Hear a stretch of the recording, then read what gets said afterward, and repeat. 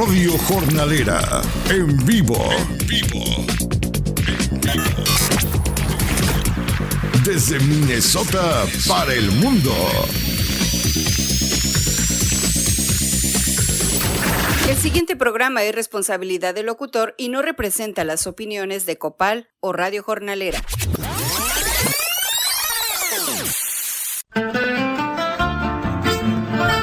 Iniciaremos una exploración de la historia, geografía, ciencias, valores cívicos, política local y mundial, migración y muchos temas de interés para nuestra comunidad latina. Bienvenidos a un viaje más, Entre Mundos, con Francisco Segovia y Claudia Lainez, en Radio Jornalera, Minnesota, Entre Mundos.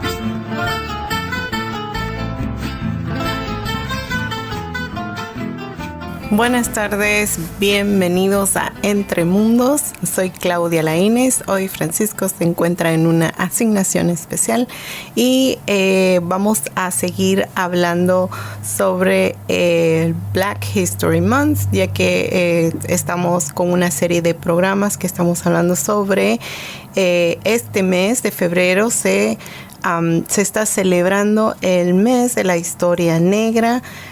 Todos los años esto se hace en conmemoración de la comunidad afrodescendiente y sus aportes en Estados Unidos.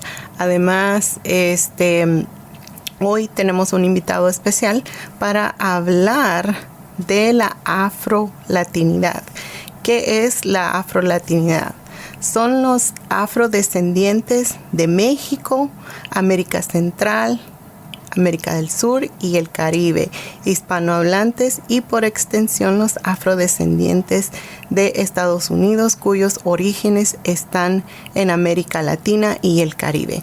Hoy tenemos un invitado muy especial que se está conectando desde Washington, D.C., desde nuestra radio hermana, Radio Jornalera en Washington, D.C.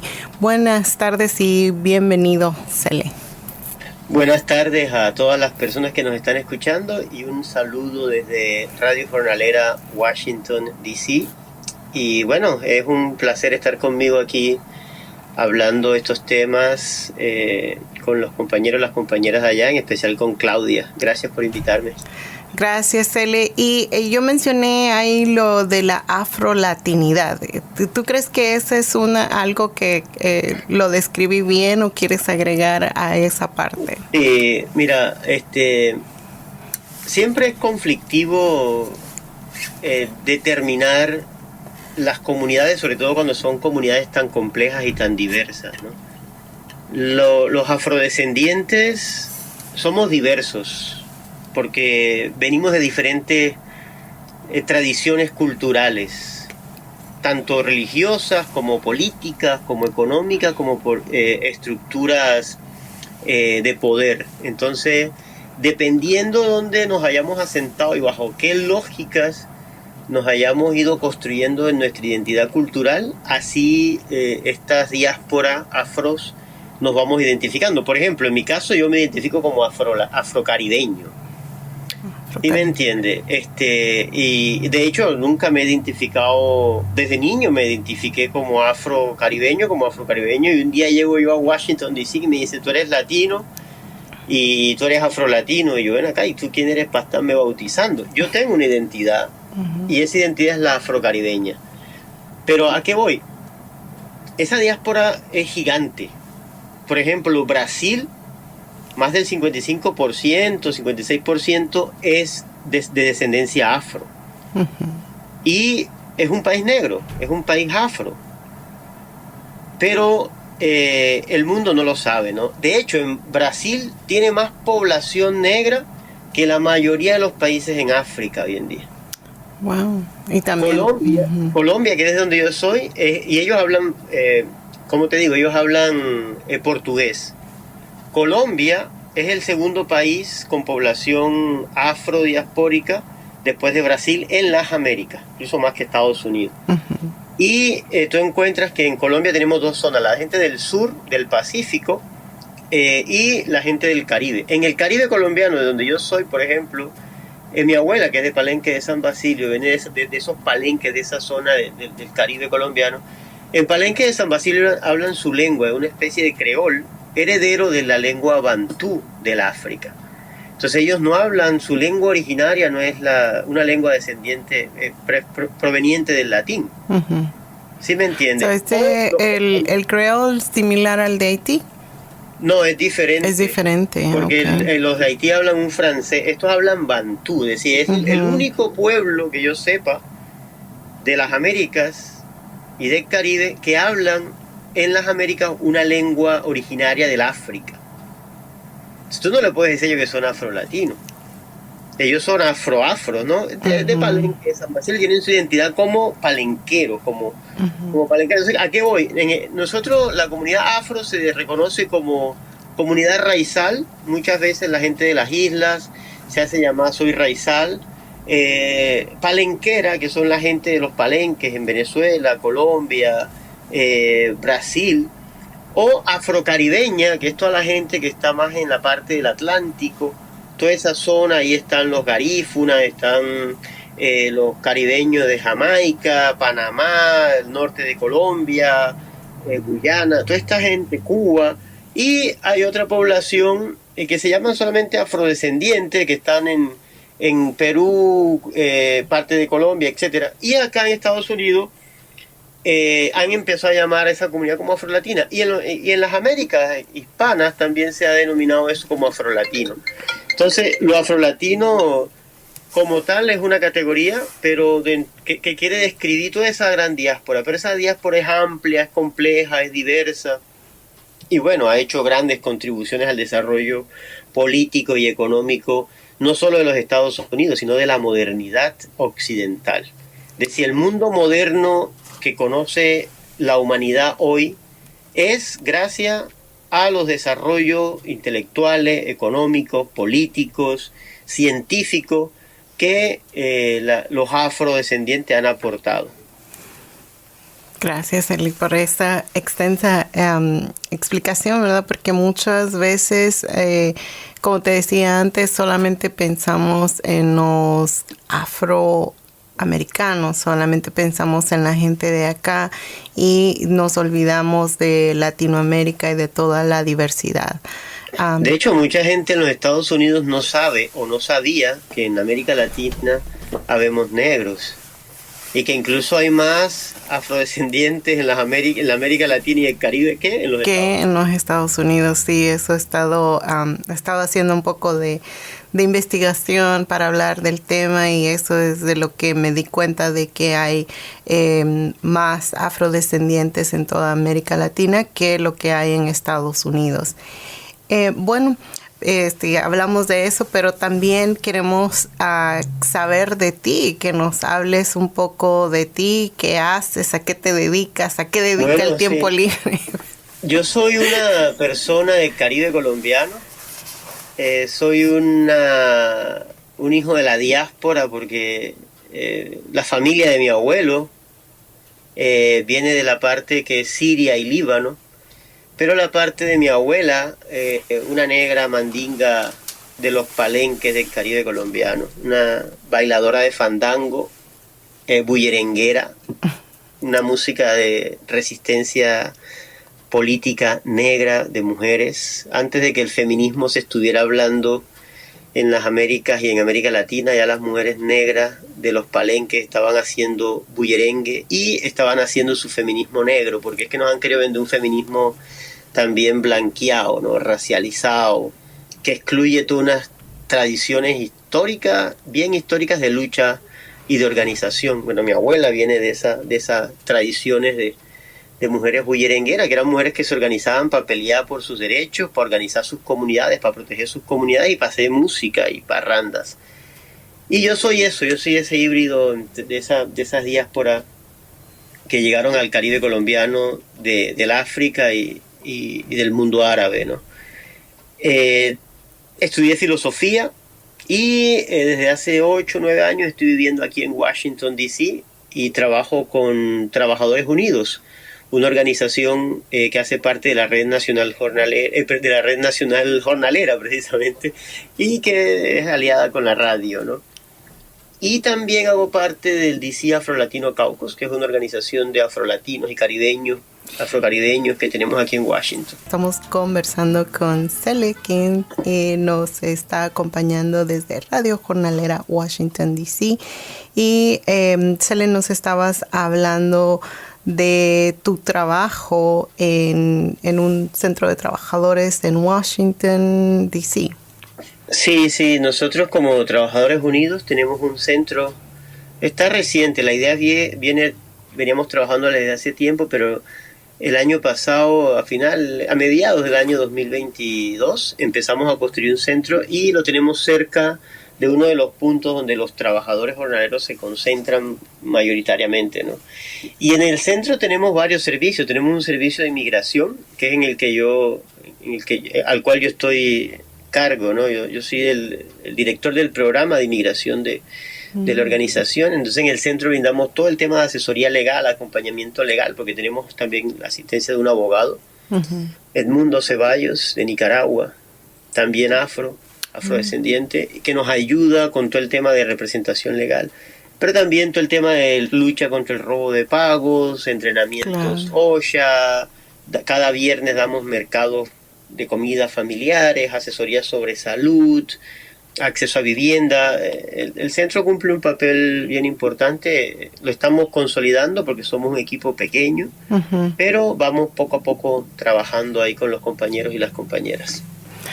Gracias, Cele. Y bueno, pues ya como saben, aquí en Minnesota, pues yo estoy en el Centro de Trabajadores 1 de Mayo, entonces ahí nos vamos a comunicar para tomar algunas ideas para nuestro centro aquí también de trabajadores. Pero también, Cele, como parte de tu persona, ¿también participas en un grupo de música? Sí, yo hago varias cosas, pero todas las cosas que yo hago van enfocadas, tienen un objetivo, ¿no? Y es un objetivo estético y político. Y es la revolución de la belleza. Entonces yo todo lo que apuesto, todo lo que hago, busca aportar a esos caminos de transformación social que luchan por la justicia económica, por la justicia política también, por la justicia racial, pero para un mundo estéticamente bonito, habitable, digno de ser vivido por todos, por todas, en equilibrio con el medio ambiente y con la naturaleza. Entonces, hacemos música en mi banda que se llama Cumbia Heights, y somos también hijos de la diáspora, y hay colombianos, peruanos, mexicanos, chilenos. Habemos como de estas partes, de varias partes de la América Latina, norteamericanos, también hay un compañero, y hacemos música, tenemos un concepto que le llamamos la ruta de la cumbia, porque la cumbia se tiene entendida que nace en Colombia. Hay registros arqueológicos de principios del siglo XIX, donde empiezan a ver las primeras manifestaciones de cumbia. Se comparte mucho con Panamá también la cumbia, porque Panamá era parte de Colombia y esto es un corredor afro que genera. La cumbia es negra, la cumbia es afro, y es la unión entre lo indígena y lo afro. Lo indígena protegía al afro que se escapaba de las plantaciones de los esclavistas, y el indígena se encontraba con él y lo refugiaba en la floresta, en la selva, y ahí en esa comunión nace la cumbia. Entonces por eso digo, es como los caminos de libertad que van tejiendo cosas bonitas. Entonces la cumbia, que la baila hoy la humanidad entera, es producto de la resistencia negra e indígena, y nace eso.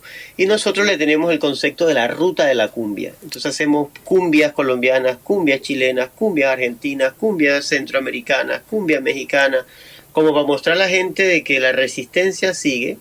Y por mucho látigo que hayan querido darle a nuestras comunidades para silenciarlas, nuestros gritos libertarios de dignidad y de resistencia repercuten en sus corazones cada que escuchan el martillar del llamador que hace el tambor en la cumbia. Es decir, la cumbia es esa evidencia de que estamos, y que los afrolatinos, los afrocaribeños, junto con la comunidad indígena, estamos, ¿no? Porque lo negro nunca se debe separar de lo indio. O sea, lo indígena y lo afro en las Américas siempre van a estar de la mano y siempre deben estar de la mano. Gracias a lo indígena, lo afrodescendiente en las Américas se pudo consolidar y encontró caminos más fáciles para seguir existiendo. Y la cumbia muestra eso, por eso yo hago música, ¿no? Con especial énfasis en la cumbia. Qué importante que es la música, ¿verdad? Y, Celi, yo tengo una pregunta que he estado ahí como teniendo ya por varios días, que he estado escuchando a algunas personas en la comunidad. ¿Cuáles son las relaciones raciales desequilibradas? ¿Cómo tú interpretas o cómo entiendes eso? Sí, yo lo entiendo en dos vías. Ese desequilibramiento se llama injusticia política. Es una injusticia, son crímenes de lesa humanidad, porque la esclavitud y el asesinato cada 24 horas de un chico, de una chica en los Estados Unidos por el simple hecho de ser negro, eso se llama genocidio. Es una persecución sistemática a nivel federal contra lo negro. La exclusión de los trabajos, el bullying en las escuelas, el no acceso a educación de calidad, no acceso a una buena alimentación, la marginación política, económica, el asesinato. Eso, alguna gente le quiere poner nombrecitos chéveres como desequilibrio, etcétera, pero esa vaina es genocidio sistemático en contra de una comunidad. Y esa comunidad, en este caso, la que estamos hablando, es la diáspora afro de los Estados Unidos. Ese es el desequilibrio. Y se evidencia en las universidades. Tú vas a una universidad aquí en Washington, tú vas a la Georgetown, a American University, y no encuentras mucha población afro. De hecho, nosotros hace 2 años, en American University, hicimos, precisamente para el Black History Month, hicimos un evento para resaltar la identidad y los aportes afros a la modernidad y a los Estados Unidos. ¿Y sabes qué hicieron? Nos colgaron, cogieron unos muñequitos, unas figuritas humanas negras, y las colgaron con cuerda en los árboles en Washington, D.C. en el 2021. Wow. Y eso lo cometieron contra del DC Afro Latino Cauca, que fuimos quienes organizamos la cosa, y ese tipo de cosas. Es decir, aún no es una cuestión solamente de rechazo, es una cuestión de violencia simbólica y real. Cuando asesinan a un compañero, cuando asesinan a una hermana en las calles, las cárceles están llenas de afros y de latinos, y les pagan a $1 la hora. Esa vaina es neoesclavismo. ¿Sí me entiendes? Entonces, esa disparidad racial es un crimen que hay que combatir por la vía de la educación, por la vía legal, por la vía de la movilización, pero sobre todo por la lucha por el poder. Nosotros, los migrantes, los diaspóricos, los dignos, los buenos, los hermosos y hermosas, tenemos que tomarnos el poder para poder cambiar las cosas. No podemos seguir pidiéndole migaja a los esclavistas que están en el Congreso, que están en el gobierno. Tú escuchas los debates presidenciales, las cosas, y esta vaina que es. O sea, hay que luchar por la toma del poder, no solo por reformas. Y ahí sí podemos romper esa vaina que le llaman desequilibrio. O sea, ahí sí podemos empezar a seguir construyendo realmente nuevas herramientas de vida y acabar el genocidio que se está dando contra las comunidades indígenas, contra las comunidades negras en las Américas. Y entre nosotros los hispanos, ¿crees que también existe ese desequilibrio? Claro, porque es un tema económico. El problema de la esclavitud no es un problema de color. Recuerda que los blancos también fueron esclavizados. De hecho, la palabra esclavitud es por los eslavos, que eran los esclavos de los rusos en un momento, y empezaron a llamarles esclavos. Recuerda que también hubo mucho blanco europeo que llegó a los Estados Unidos y se autoesclavizaban porque no tenían forma de vivir y trabajaban gratis bajo el mismo régimen de esclavitud por años, con la diferencia de que ellos luego, después de 5, 10, 15 años, dependiendo del acuerdo, quedaban libres y podían comprar casas. Los negros no. Es decir, porque la esclavitud es un tema económico. Es someter a una persona a trabajo forzado, obligatorio, sin remuneración económica y quitarle su dignidad de ser humano. Y eso ha pasado a lo largo de la historia. Los españoles fueron esclavos, los franceses fueron colonizados, o sea, todo el mundo ha sido colonizado en algún momento y han sido comunidades esclavizadas. Lo que pasa es que han querido pensar que solamente los negros hemos sido los esclavos. ¿Sí me entiendes? Porque es una vaina política también, de colorismo. Es que es otra forma de querer decir que ustedes son menores porque ustedes son descendientes de esclavos. Nosotros no somos descendientes de ninguno de esclavos. Somos descendientes de seres libres, de mujeres hermosas que nos parieron con amor y hombres hermosos que le hicieron el amor con amor a esas mujeres para que viniéramos nosotros. Y luego un sistema económico los secuestra, los trae a las Américas obligándolos y los somete a trabajo forzado, ¿no? Entonces es una cuestión económica, no solo es de color. Estamos en conmemoración de la historia negra y hoy estamos hablando de la afrolatinidad con Cele, y nos habíamos quedado en que tú eres miembro del caucus de afrolatinos. Entonces quería conocer cómo surge este caucus. Sí, mira, buenas tardes nuevamente. Nosotros en Washington tenemos ahora mismo 3 procesos organizativos de la diáspora afro. Está el DC Afro-Latino Caucus, que es una colectiva que está trabajando todo el tema de memoria histórica, de reivindicación de las contribuciones afros en Washington. Está la Alianza Afro-Latina, y la Alianza es un poco más de movilización política. Es una organización más política, de participación electoral, de apoyar candidatos, de lucha por el poder.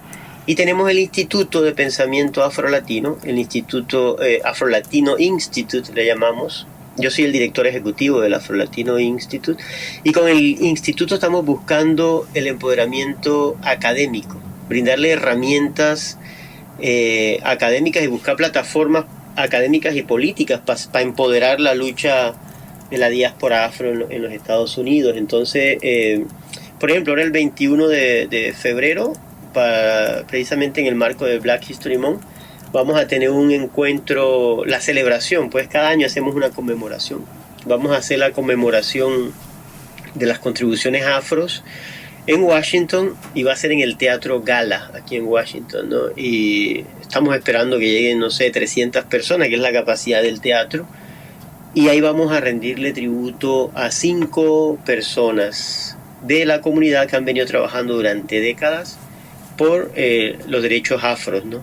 Y siempre lo hacemos intergeneracional. Tenemos a una persona, por ejemplo, que es Carmen Turruela Quanter, afrodominicana, que ella participó en las luchas de Washington DC para que en Washington DC, por ejemplo, hubieran misas en español. La mamá de ella, gracias a las luchas de ellas y otras mujeres, empezaron a construir las misas y los espacios clerigales en español aquí en Washington, ¿no?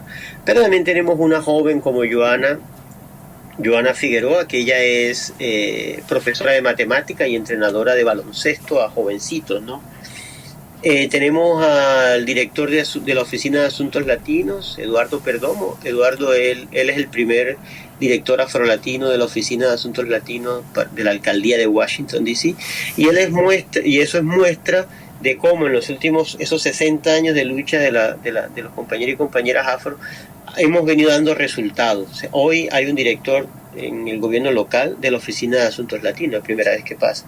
Pero también tenemos al caso de Gustavo Torres, que es un afrocolombiano que lleva más de 40 años defendiendo los derechos de los inmigrantes. Él es el fundador de Casa Mérida, que hoy se llama Casa. Bueno, Gustavo Torres, él hace parte del colectivo nuestro también, y trabaja con afrolatinos, con latinos, con todo el mundo. Lleva 40 años luchando por los derechos de la comunidad migrante.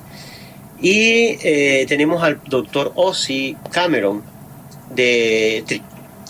tenemos al doctor Ozzy Cameron, que él es afrocaribeño de Trinidad y Puerto Rico, y él ha venido trabajando por la comunidad de Washington DC, haciendo escuelas de formación, servicios de odontología gratis para la comunidad, brigadas internacionales de salud en el Caribe. De hecho, ahora está retirado y su proyecto es irse al Caribe a seguir brindando herramientas de salud y programas de salud a la gente nuestra. Entonces esa es la gente a la que le vamos a rendir tributo.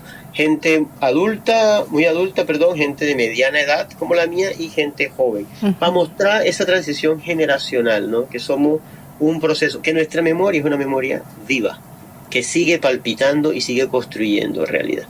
Eso estamos haciendo ahorita y esa es nuestra experiencia. Y montamos eso porque no había una organización en Washington, D.C., porque hubo, pero después de los años 90 empezó como a bajarle bastante a la intensidad, y hace como 5 o 6 años, entre los viejos y los jóvenes, empezamos a reconstruir todo y volvimos a relanzar los proyectos. Un dato, el Instituto Afrolatino que tenemos ahorita es una idea que tuvieron en los años 80 los afros aquí en Estados Unidos, en Washington, afrolatinos, afrocaribeños. Ahí estuvo Arturo Griffith, estuvo la profesora Norma Small, otras personas afro estuvieron creando ese instituto, ¿no? Ese instituto se quedó quieto, nunca avanzó, y ahora nosotros retomamos eso. Entonces jugamos en esa onda, nos jugamos en construir cosas nuevas sin desconocer la historia y rescatando elementos históricos importantes para seguir construyendo el futuro. Esa es un poco la lógica con la que trabajamos nosotros aquí. Y mencionaste que están como buscando plataformas políticas y para empoderar, y eso nada más lo están haciendo como a nivel local en Washington D.C., nivel nacional, o también sí, en sus países de origen. Sí, no, esa es una buena pregunta, porque nosotros cuando hablamos del poder global. Nosotros en Washington somos un círculo de resistencia, digámoslo así. Somos un grupo organizado que está en conexión con diversos movimientos, tanto en los Estados Unidos como algunos colectivos de Black Panthers que están por ahí, Black Lives Matter, los diferentes centros de investigaciones afros aquí en Estados Unidos. Pero también hacemos parte de la red latinoamericana y caribeña de afrodescendientes. Entonces tenemos conexión con gente de Puerto Rico, República Dominicana, Trinidad, Cuba, Colombia, porque hacemos parte de esa red. Y el año pasado tuvimos un encuentro de esa red, y este año estamos planeando hacer un encuentro global de afrodescendientes aquí en Washington, con Vicky Leiva, una compañera afroperuana que viene trabajando el tema, y lo tenemos en remojo. Es decir, estamos conectados con la gente en Europa, con la gente en Estados Unidos, con la gente en las Américas, porque afortunadamente los afro, aunque nos han querido dividir mucho, siempre buscamos juntarnos, somos como imanes.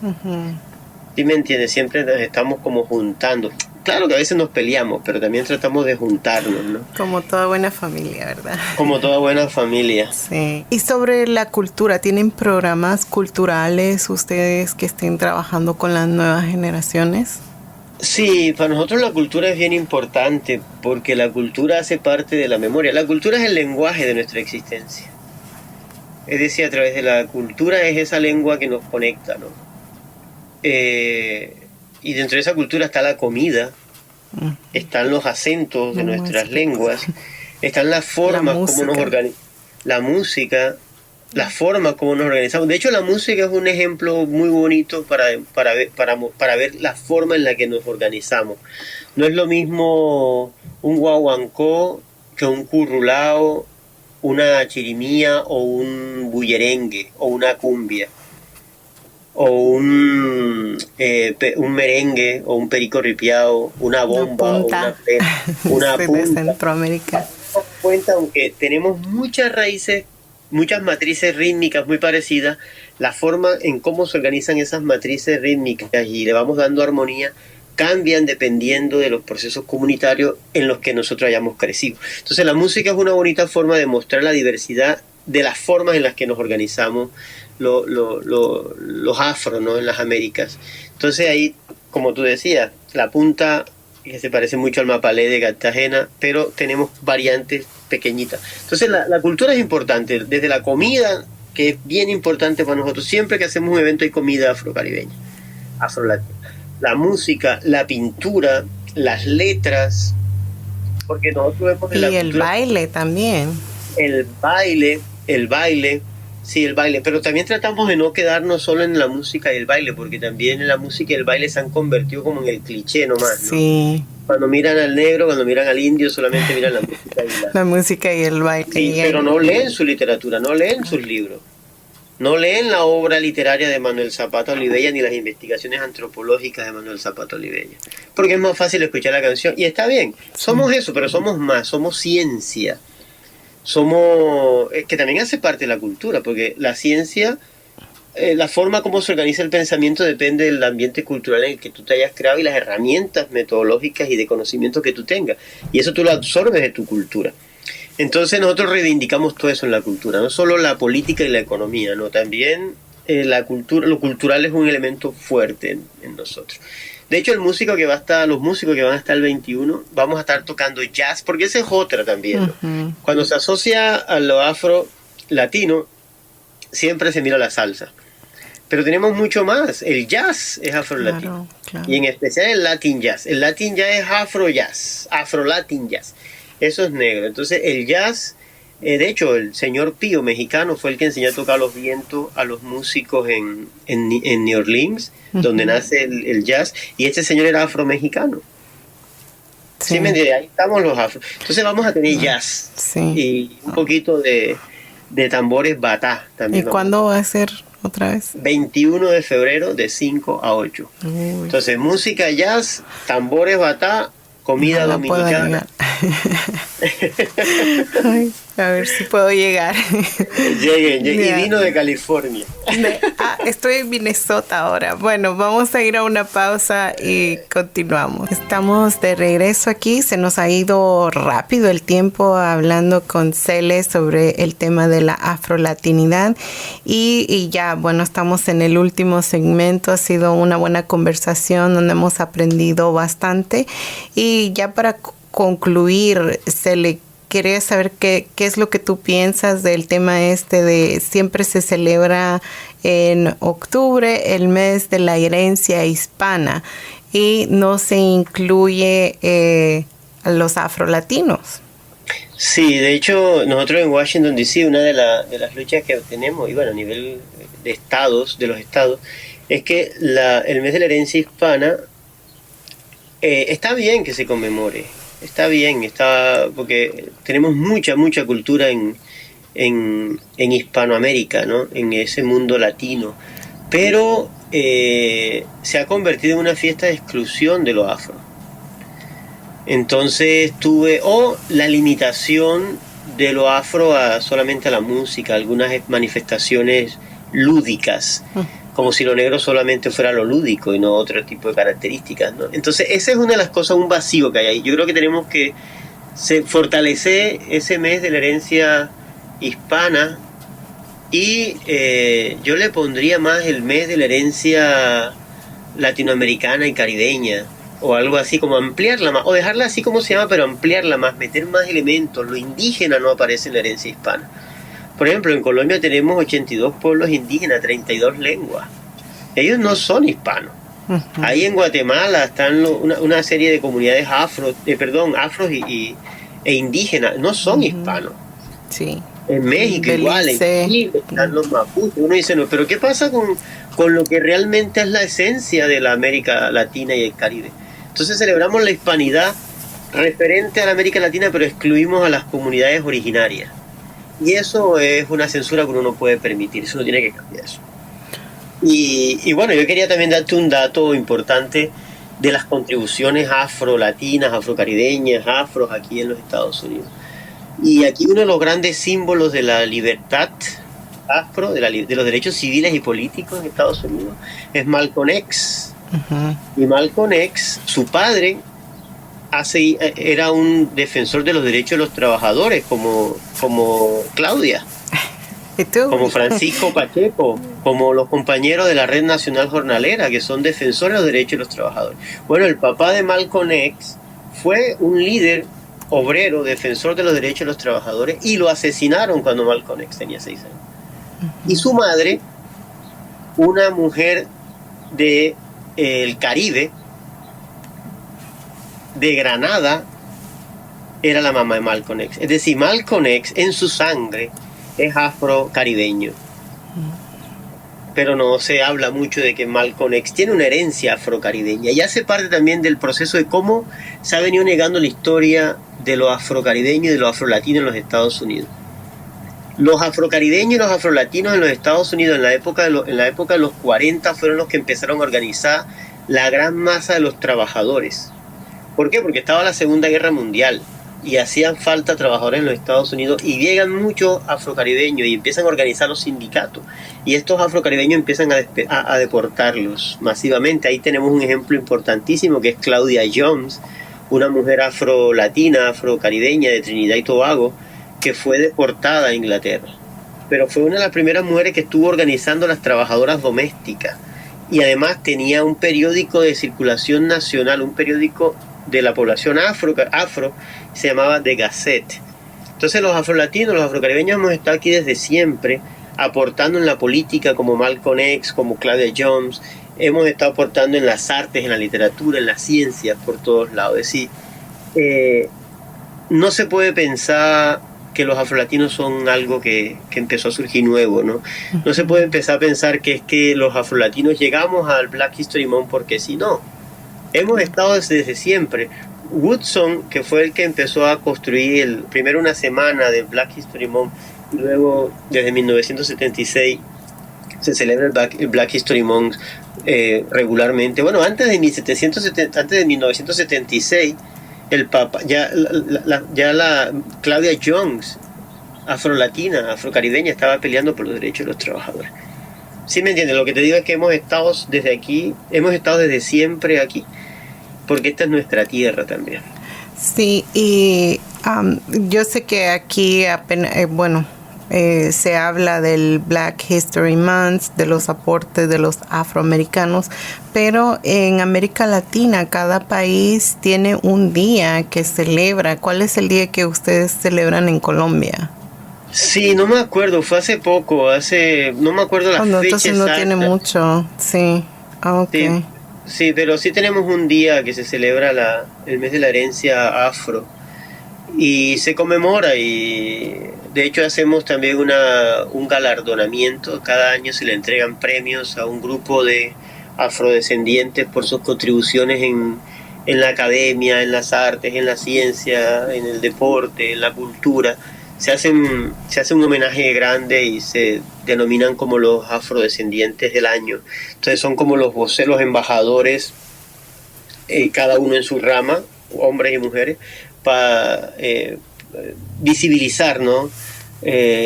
La diáspora afro, sus contribuciones, quiénes somos. Porque hay una cosa, Claudia, es que mucha gente no sabe que es afrolatina, porque le han negado históricamente que se reconozca como tal, porque lo negro siempre es malo, porque los bombazos que metieron en las Torres Gemelas no le pudieron poner septiembre verde, le clavaron el septiembre negro. ¿Sí me entiendes? No le pueden poner al Black Eyes, no le pueden poner Invisible Eyes, no le clavaron el Black Eyes. Cuando están de oferta en los centros comerciales no le pueden poner Black Friday. Le clavan el Black Friday. O sea, siempre Sí. o nos venden o nos explotan o no. Entonces mucha gente no se quiere asociar con algo que se vende barato, con algo que explote, que hace daño, con algo negativo. Entonces muchas familias, tengo amigos que la mamá no les dejaba que se pusieran al sol o que no jugaran en el sol porque después se ponían más negros. Cuando ya eran negros, pero después se ponían más negros. Entonces, hay mucha gente que no se asocia o que no se identifica o no se reconoce porque no lo sabe, porque históricamente lo han excluido y porque el conocimiento es poder y el conocimiento que nos han querido vender es un conocimiento de exclusión. Entonces hay que construir ese conocimiento de inclusión. Bueno, y por eso te agradezco por este espacio para hablar de ese tema. Sí, muchísimas gracias, Cele. Nos están informando que nos queda un minuto, pero creo que vamos a seguir hablando todo el mes. Hay mucho que aprender sobre la afrolatinidad y estoy muy agradecida de que hayas participado con nosotros en Radio Jornalera Minnesota y si quieres dar el último, mensaje. Sí, un abrazo negro, como decía mi abuela. Un abrazo negro para todo el mundo. Sigamos trabajando de la mano. No somos minoría, somos mayoría. nos han querido vender como una minoría. No somos minoría, somos mayoría, y si nos juntamos, bueno, vamos a ser la inmensa mayoría. Así que estamos en la lucha. Gracias. Chao. Chao.